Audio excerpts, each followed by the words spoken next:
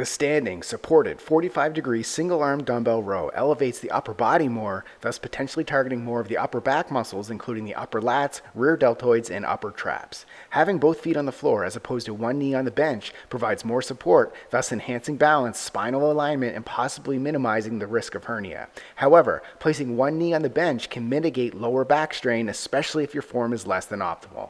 Opt for the variation that aligns best with your body and goals.